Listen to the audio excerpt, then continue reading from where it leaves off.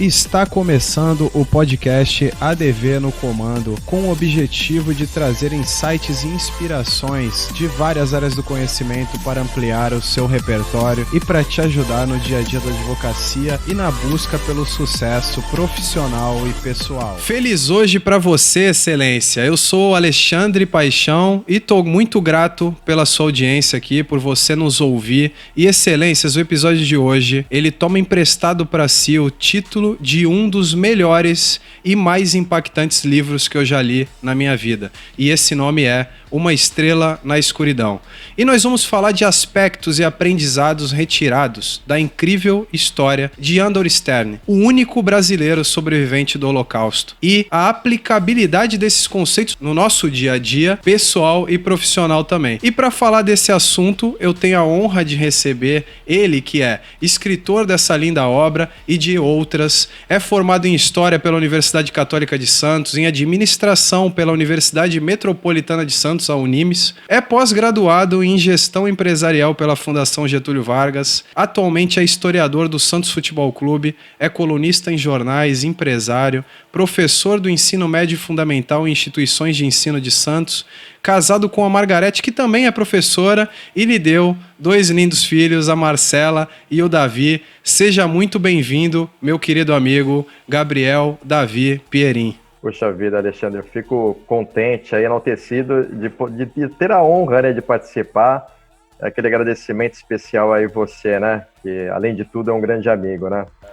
Gratidão por estar aqui com a gente. Gratidão é minha. Tenho certeza que você vai trazer muita história e vai fazer história aqui na minha vida mais uma vez. Fazia algum tempo que a gente não se falava, eu te mandei uma mensagem para saber como você estava e dizendo que eu tinha lembrado do Andor e de tudo isso, né, que eu vivi com vocês dois e todas as reflexões. E aí eu dizia para você, né, pô, Gabriel, nesse momento esse livro tem uma importância plus ainda, porque traz um momento de horror com um inimigo visível e um cara que salvou a vida fazendo um mergulho, e a gente vai falar disso daqui a pouco, fazendo um mergulho interno. Cada vez mais ele buscou forças dentro, ele deixou o externo. E a gente está vivendo esse momento agora que serve, sim, também, para que a gente readeque a nossa vida, desde a velocidade do que a gente faz, curando esse ritmo doentio, restabelecendo pontes e relacionamentos que estavam sendo deteriorados ou que já não existia mais essa ponte, essa comunicação, esse carinho, e também recolocando a hierarquia, revendo a hierarquia de valores e do que realmente importa para nós. E tem muita gente que está muito nervosa com isso tudo, mas tem muita gente também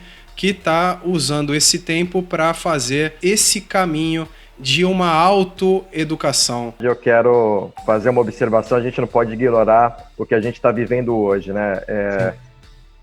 Essa experiência que todos nós, no mundo inteiro, está passando, mostra justamente a vulnerabilidade que a gente está, né? Todos os planos, né? Tudo aquilo que a gente tinha planejado, toda aquela segurança, ela se demonstrou frágil, né? Diante desse cenário, né? Então a gente planeja, né? Faz todo um planejamento, a gente estava começando agora há pouco, né? Agendamentos, planos, ambições, e a gente nota que, na verdade, a gente não tem controle de nada, nunca, né? Então isso serve também como um apoio, né? Não como uma fraqueza ou um impedimento, né? Eu acho que a gente, sabendo que somos vulneráveis, isso pode nos dar a segurança para a gente poder corrigir rumos e nos tornar flexíveis, compreender um pouco do que o Andor passou e o diferencial que ele aplica na vida dele, né? Justamente, ele não fez dessa vulnerabilidade, desse impacto, né?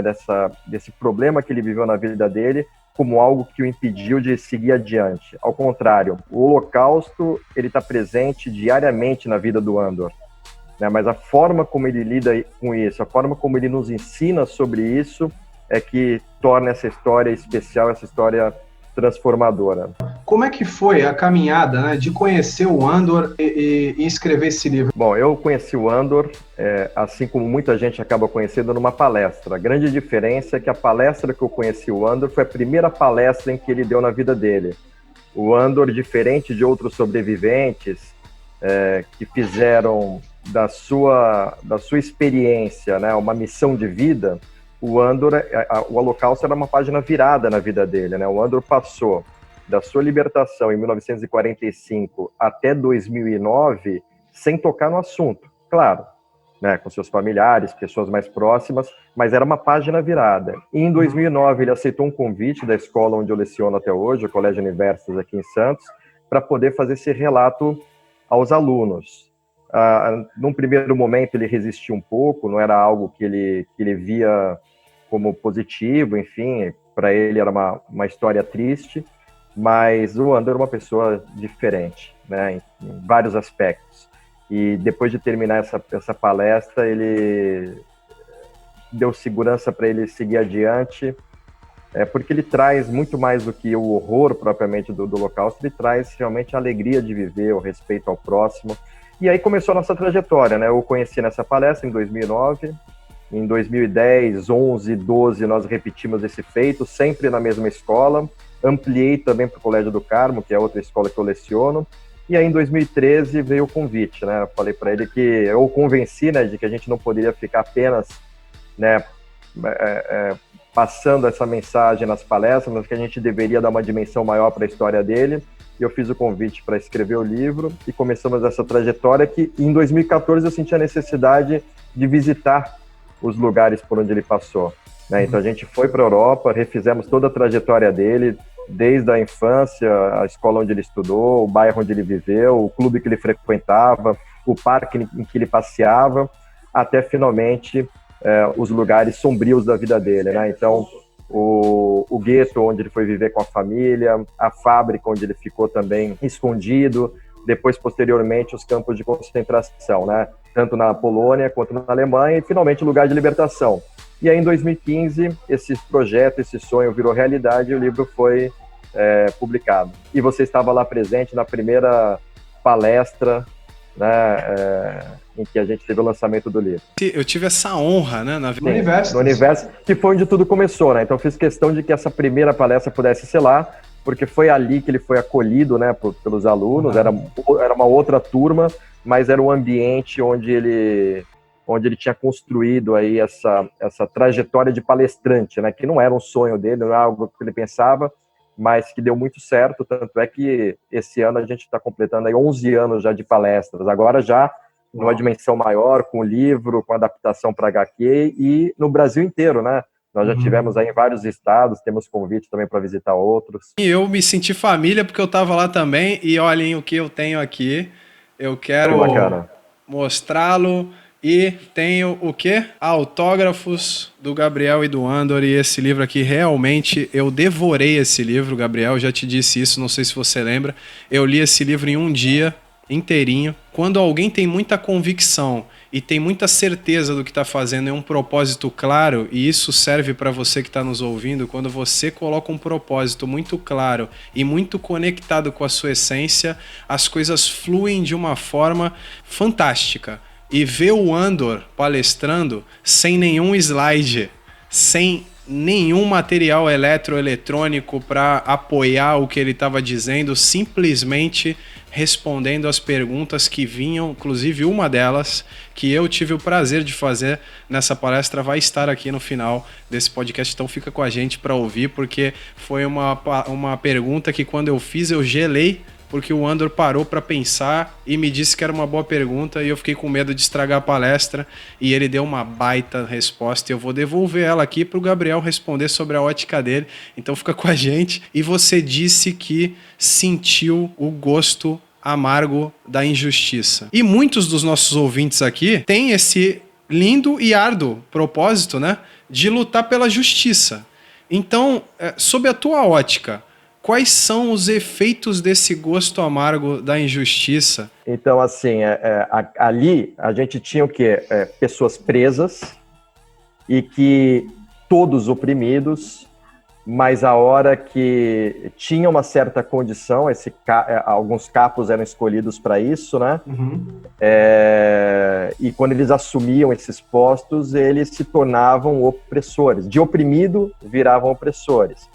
Claro, a gente está dizendo aí de uma situação, ninguém estava ali sendo educado para se libertar, ao contrário, eles estavam vivendo literalmente numa prisão.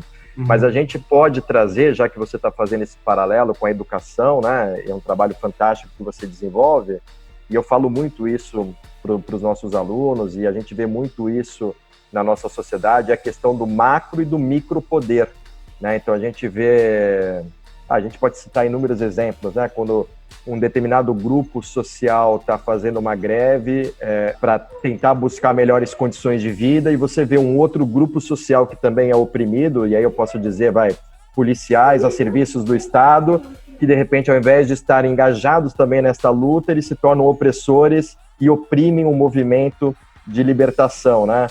E no fim, os dois acabam entrando no mesmo trem e vão para os subúrbios juntos, e lá eles vivem as mesmas condições buscando a liberdade. Se a educação não é libertadora, o sonho do oprimido é virar opressor, né? E claro que estou citando grupos sociais aqui, né, de forma aleatória, mas a gente pode sentir isso. Vou citar um exemplo, no próprio clipe do Pink Floyd, né, o Another Brick in the Wall, não sei se todo mundo já conhece, né, um clipe aí mundial. A gente vê lá o professor que pega a régua e o menino tá lá fazendo um desenho, uma poesia, ele pega a régua e bate na palma da mão do menino. Quando ele chega em casa, a mulher dele vai e bate nele também, né? Quer dizer, em casa ele é oprimido pela esposa e chega na escola ele se torna opressor, oprimindo o coleguinha, né? Como ele não vai dar uma educação libertadora, futuramente esse menino, que poderia ter se libertado, né, sua vocação, pelos seus ideais, ele pode reproduzir novamente, porque é onde ele vai sonhar com isso, né? Sonhar um dia em ser opressor. Assim como o oprimido, o professor oprime o aluno e o aluno vai provavelmente descontar isso em alguém porque ele não se conhece, ele não sabe o que é a essência dele em verdade, e ele pega todo esse passado que marcou o ego dele e reimprime isso, tornando um ciclo vicioso de vítimas, de vítimas, de vítimas, de vítimas, e perpetuando no inconsciente coletivo esse ciclo de violência eterna, né? E agora a gente está tendo essa oportunidade linda de olhar para isso e botar um freio nesse ciclo todo, mas não a partir do dedo apontado, não a partir da reclamação, não a partir até do panelaço, e eu tô falando panelaço contra a Globo, contra o nosso presidente, contra quem for, eu tô falando de uma maneira geral, e sim, fazendo a nossa parte, sabendo quem nós somos em essência e freando de vez isso, perguntando quem em mim quer passar essa violência à frente, quem em mim está reclamando de tal coisa, quem em mim precisa de X outro carro, de mais uma casa, de tantas roupas, sapatos e tudo mais, quando na verdade, como o Andor bem conta, né, o que faz sentido de verdade não é nada disso que está fora, e sim o que está dentro, né? Sem dúvida, de repente ficamos todos muito parecidos, né, Alexandre? Sim. Com os mesmos medos e angústias, né, e todo mundo recolhido dentro de casa. Claro que às vezes a situação econômica ela varia, né? Algumas pessoas estão mais confortáveis do que outras, têm mais recursos do que outras, mas tá todo mundo vivendo a mesma ansiedade, a mesma angústia, né? Todo mundo vivendo a mesma fragilidade, né? E o que você falou nada mais é do que a máxima socrática, né? Conhece-te a ti mesmo. Né? E se a gente quer conhecer as leis do universo, se a gente quer conhecer o funcionamento do universo, a gente tem que primeiro conhecer quem somos, né? Porque as leis que regem o universo, primeiro, elas regem a nós. O conhece-te a ti mesmo é em si um pleonasmo, né? Que diz para a pessoa, conhece-te, mas não aquele que ficou com todos aqueles imprints que vêm da sua família, da sua cultura, do credo, do lugar onde está vivendo, mas sim, em verdade, a sua essência. E quando o Andor, sem nenhuma condição, cheio de piolho, quase raquítico, não sei nem como que realmente ele conseguiu sobreviver a isso, 30 quilos, né?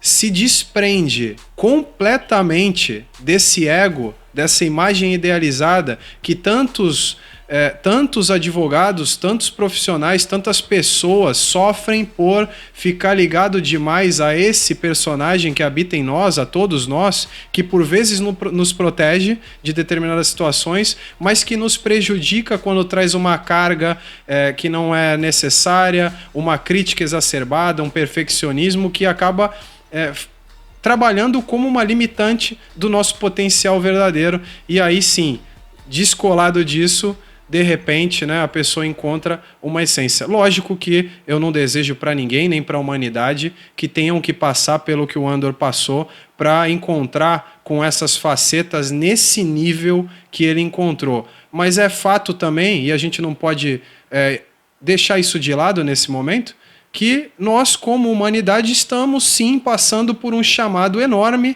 para entender determinadas coisas que no bem, no amor, nós não estamos conseguindo entender. E agora temos uma dor incrível. Muitos de nós vamos enterrar familiares, amigos e entes queridos para que a humanidade passe por uma transformação num nível de trazer muito mais amor, compreensão, um sentido cooperado de humanidade através desse inimigo invisível que a gente está enfrentando, né? Então, acho que esse paralelo da vida do Andor e de toda essa dor cabe muito bem no momento agora sim para inspirar a todos nós a escolhermos qual faceta da nossa personalidade a gente vai usar e tá muito conectado com esse eu que vem do conhece-te a ti mesmo, lá o eu verdadeiro, a nossa essência, para que a gente possa performar melhor profissionalmente, possa ter melhores relacionamentos, se comportar melhor com o cidadão, pensar no outro, enfim, uma gama de coisas, né, que dá para ficar aqui falando até amanhã, né, sobre isso. E a gente vivia um mundo de muitas aparências, né? Aí a gente pode pensar até no mito da caverna de Platão, né? As coisas aparentavam ser algo, né? A gente vê isso pelas próprias mídias sociais, né? A forma como a gente mostrava esse mundo, as amizades, né? E eu acho que agora as pessoas estão voltando mais para dentro de si. Claro que no Holocausto era diferente, mas a despersonalização também daqueles prisioneiros, né? Que passaram a vestir a mesma roupa e viver nas mesmas condições, sejam eles, e o Andor dividiu o barracão com o Prêmio Nobel, né, dividiu o barracão com o Rabino, e naquele momento não existia Rabino, não existia Prêmio Nobel, era todo mundo igual, vivendo as mesmas angústias, os mesmos medos, né, e tiveram que voltar para si mesmo. E o que você enxerga quando volta para si mesmo? E aí eu acho que é isso que era a diferença do Andor, né? Quando muita gente pergunta, né, por que o Andor conseguiu superar isso? Porque ele tinha, ao olhar para dentro de si, naquele momento ruim, delicado, ele encontrava aquele menino cheio de sonhos, muito educado pela sua mãe, a mãe dele, morta em campo de concentração, teve um papel fundamental.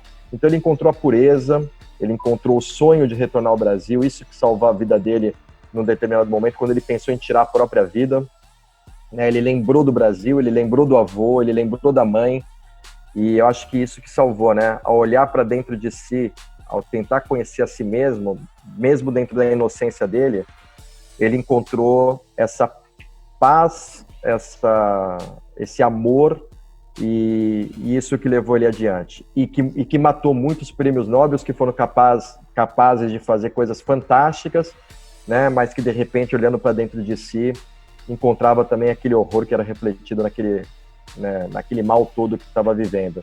É complicado, mas o psicológico é fundamental nessa situação, é onde a gente tem que se fortalecer. É aquilo, né? Responder a pergunta, né? O que realmente importa?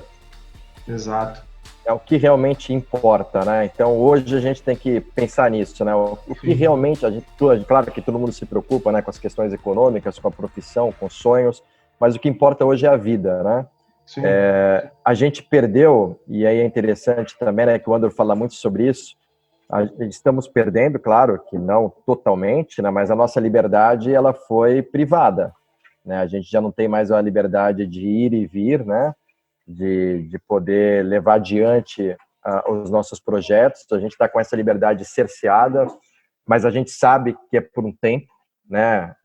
Não passa pela nossa cabeça que isso pode ser por toda a eternidade, diferente dos prisioneiros judeus, que olhava e só via uma saída, né? A fumaça sair pela chaminé. Era assim essa era a verdade que vendiam para eles dentro do campo. Você só tem uma saída, né? Fugir você não consegue, né? Você vai trabalhar exaustivamente até a morte ou você vai sair pelo chaminé. Sim. E hoje a gente está com a liberdade um pouco cerceada, né? A gente está todo mundo dentro de casa, essa orientação, né? Ainda que a gente possa transgredir isso e pagar o preço, né, dessa transgressão, mas a nossa liberdade está cerceada e a liberdade é a própria vida, né? Então o que realmente importa hoje é a vida. Né? O que está valendo é a nossa vida, a nossa liberdade pela nossa vida, né? Então a gente está abrindo mão dessa liberdade porque a gente acredita que a vida é o que existe de mais importante. E eu acho que isso serve para todas as profissões, né?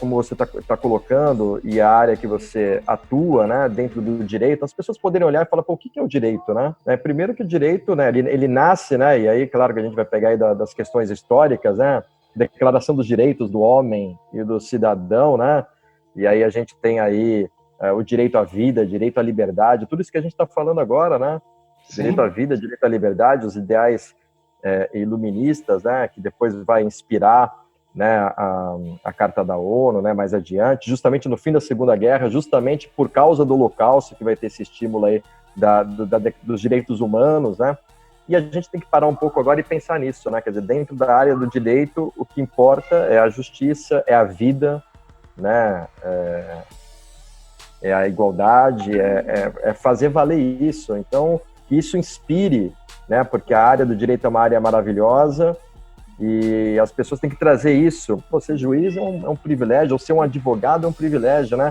Na hora em que senta, né? Com qual é o olhar que ele tem perante aquilo, né? Não apenas de defesa do seu cliente, mas de que está ali fazendo justiça, e fazer justiça é justamente defender a vida, defender a verdade, defender o amor, a busca pela justiça, a história como a busca pela liberdade dos povos, pela luta, né, e a história é feita disso, né, de revoluções, de transformações, né,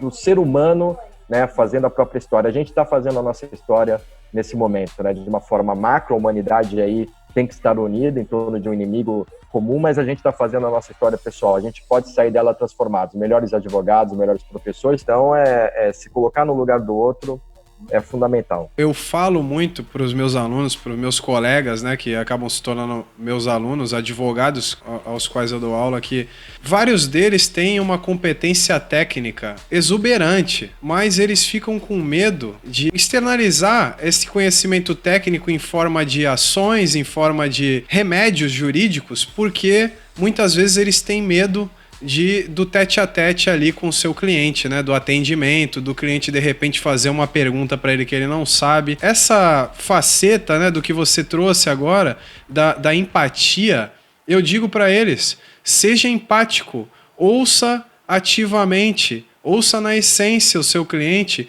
e se ele perguntar algo que você não saiba, seja honesto, diga a ele que vai procurar a resposta, porque nenhum de nós é 100%, mas quando a gente coloca essa boa vontade a serviço do outro, não tem quem não se encante por isso, né? Não tem quem não queira ser bem tratado, não tem alguém no mundo que não goste de ter alguém do seu lado que se coloca ali na situação que você está vivendo, que de repente calça o seu chinelo, o seu sapato e anda pelo mesmo lugar que você está andando, né? Isso encanta qualquer um, e isso fecha contratos, isso salva vidas, isso traz mais alegria, transforma relações, né? Eu acho que sem dúvida é uma grande ferramenta, a empatia.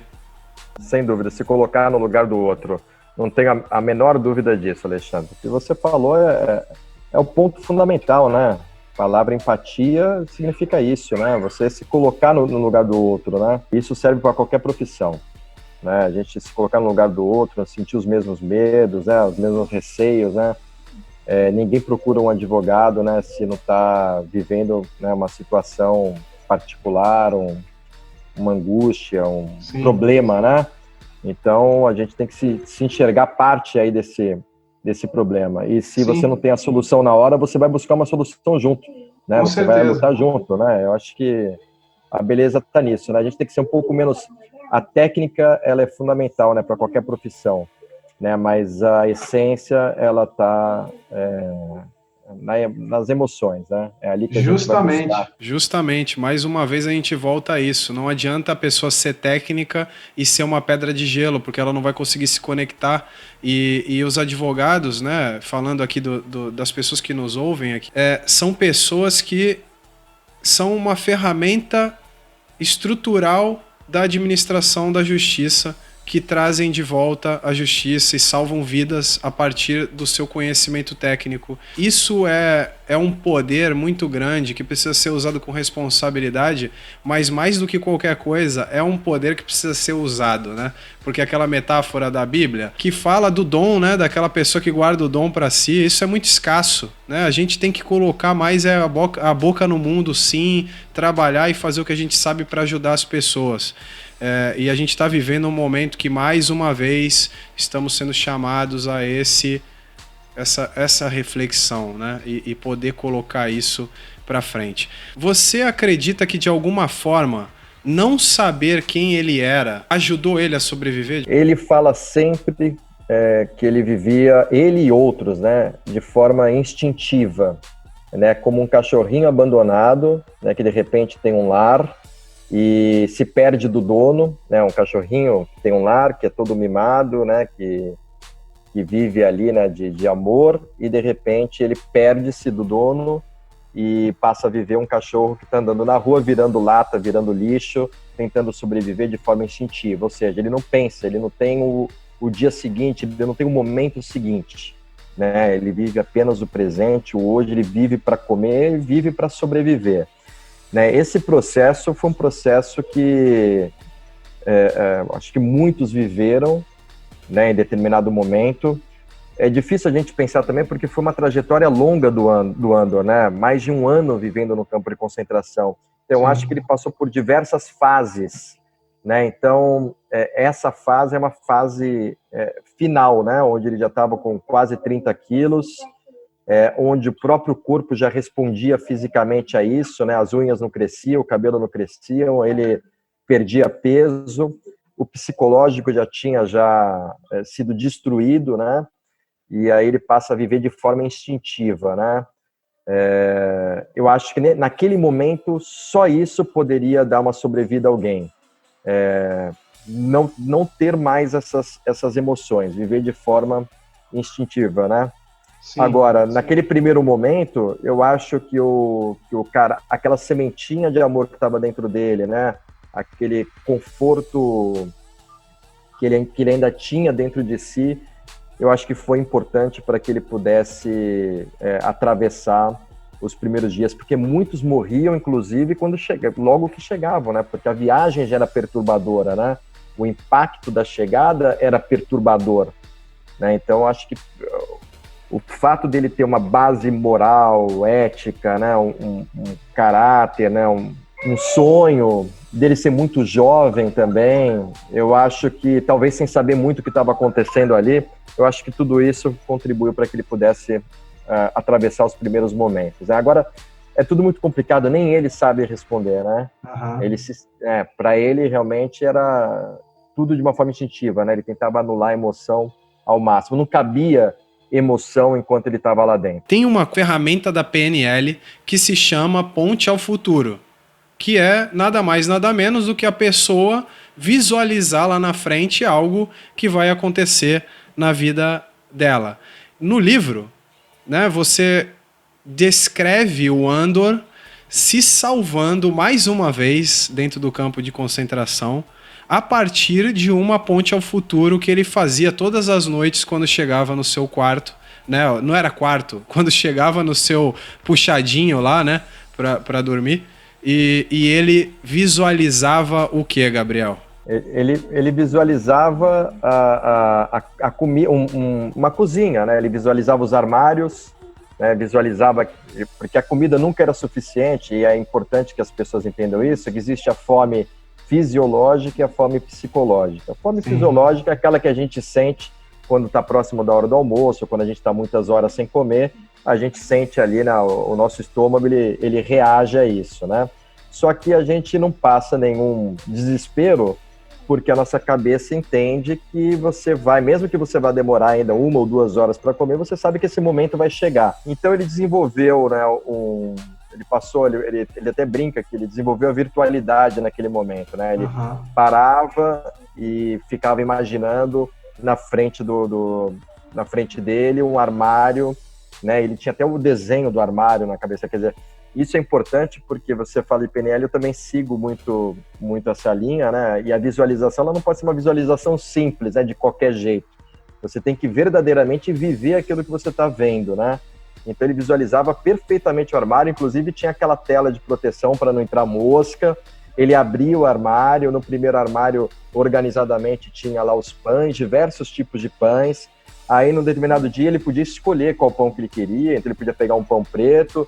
No outro armário tinha os frios, salame, presuntos, queijo. No outro armário, queijos. No outro, geleias, compotas, né? Então, cada dia ele fazia 1, 2, 3 sanduíches diferentes e ele comia. Ele sabe que aquilo não nutria ele fisicamente, mas emocionalmente ele se mantinha nutrido. Tudo isso ele fazia, eu acho que, claro, de uma forma, como eu falei, né, instintiva, né, não planejada, diferente da PNL, que é justamente um planejamento para isso. Né, então ele fazia isso de uma forma não planejada e isso demonstra o quanto funcionou.